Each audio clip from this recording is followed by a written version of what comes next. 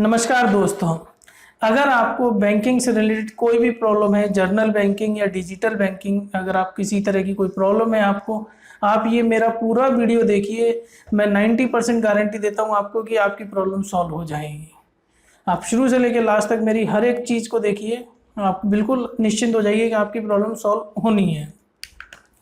आइए हम सबसे पहले बात कर लेते हैं आज की डेट में क्या है कि जो प्रॉब्लम जो हम जब कभी हमें कोई प्रॉब्लम आती है, कंप्लेन हमें करनी होती है बैंकिंग सेक्टर में, तो अब नए ज़माने के साथ चीज़ें भी चेंज हुई है।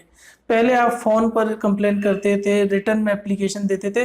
अब वो सब चीज़ें करने की ज़रूरत नहीं। अब आपका ट्विटर है, फेसबुक है, यूट्यूब है, आप इस जगह अपनी कंप्लेन करिए, आपकी बहुत जल्द सुनवाई होगी।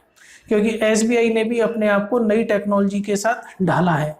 तो हम सबसे पहले बात करेंगे कि डिजिटल क्षेत्र में हम किस तरीके से अपनी कंप्लेन कर सकते हैं। फिर बाद में हम सबसे एंड में देखेंगे कि ट्रेडिशनल तरीके क्या थे कंप्लेन करने के।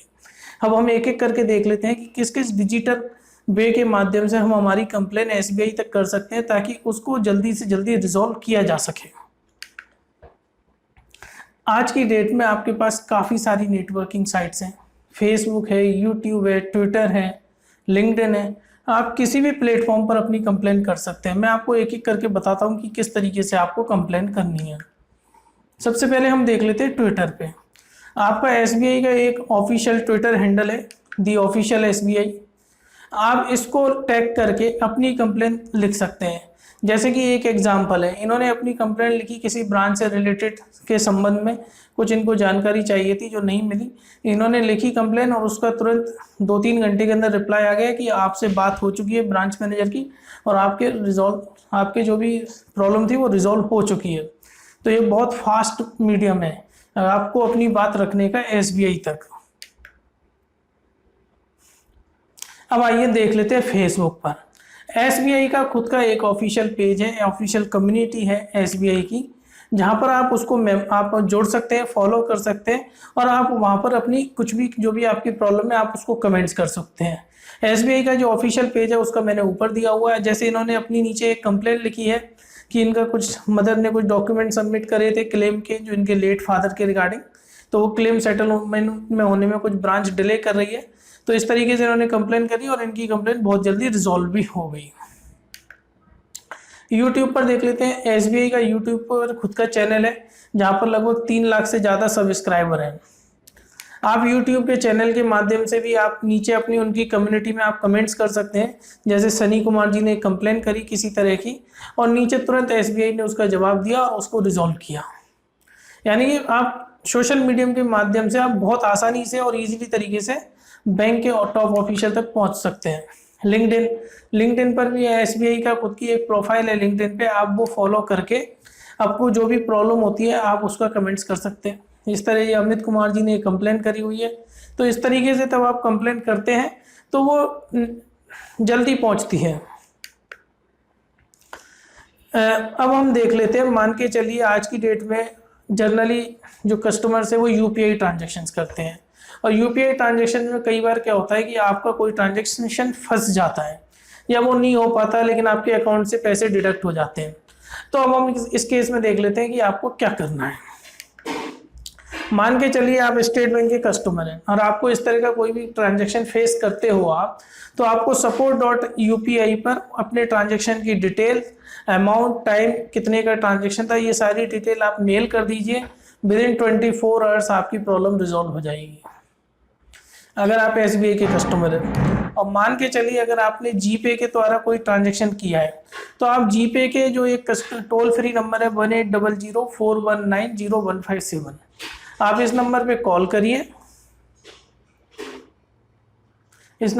करिए, और या फिर आप उसके फीडबैक सेक्शन में जाके भी अपना फीडबैक दे सकते हैं।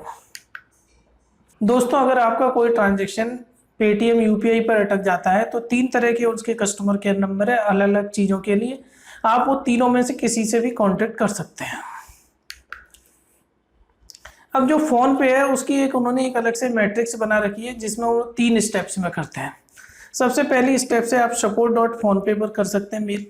अगर 7 दिन के अंदर इससे जवाब ना आए, आप खुश ना हो, तो आप स्टेप 2 पे जा सकते हैं। अगर फिर आप स्टेप 3 पे जा सकते हैं, स्टेप 4 पे। लेकिन सबको आप एक साथ मेल मत करिएगा, क्योंकि उससे क्या रहता है कि आपका कुछ प्रॉब्लम रिजॉल्व नहीं हो पाएगी। आप एक एक करके उस मैट्रिक्स में चलिए और थोड़ा पेशेंस रखिए और अपनी सारी डिटेल वगैरह आप जितनी हो सकती है ईमेल पे लिख के दीजिए, ताकि उससे आपका प्रॉब्लम रिजॉल्व हो सके। अब हम देख लेते हैं जो ट्रेडिशनल वे थे एसबीआई के, जहां पर हम अपनी कंप्लेंट दर्ज करा सकते थे। पहला था वेब पोर्टल, ऑनलाइन SBI.com पे आप अपनी कंप्लेंट दर्ज करा सकते हैं। दूसरा था नेट बैंकिंग, तीसरा था SMS NFP, चौथा था कस्टमर केयर और पांचवा SBI की ब्रांच में जाके आप राइटिंग में रिक्वेस्ट दे सकते हैं। अब मान के चलिए आपको अनहैप्पी मैसेज करना है, तो आपको कुछ नहीं करना, आपका जो रजिस्टर्ड मोबाइल है उससे अनहैप्पी लिख के 8008202020 पर सेंड कर देना है।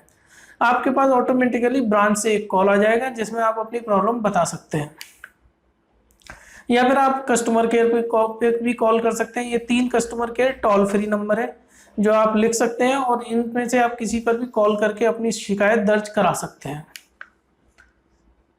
तो दोस्तों मुझे उम्मीद है कि आपको मेरा वीडियो पसंद आया होगा। आप मेरा वीडियो आराम से देखिए और इसमें एक एक जो मैंने स्टेप बताई है आप उस तरीके से फॉलोअप करेंगे तो मुझे पूरी गारंटी देता हूं मैं आपको कि 90% आपकी प्रॉब्लम रिजॉल्व हो जाएगी। और पेशेंस रखिए, प्रॉब्लम तब आप बैंक को देते हैं, आप अपनी सारी डिटेल दीजिए ताकि उस हिसाब से आपकी प्रॉब्लम इजीली रिजॉल्व हो सके और सामने वाले जो भी आपकी प्रॉब्लम देखे वो समझ सके कि एक्चुअल प्रॉब्लम क्या थी। दोस्तों मुझे पूरी उम्मीद है आपको मेरा वीडियो पसंद आया होगा। प्लीज़ लाइक करिए, सब्सक्राइब करिए और अपने व्हाट्सएप ग्रुप पे जरूर शेयर करिए ताकि और लोगों को भी इसका बेनिफिट मिल सके। Thank you friends.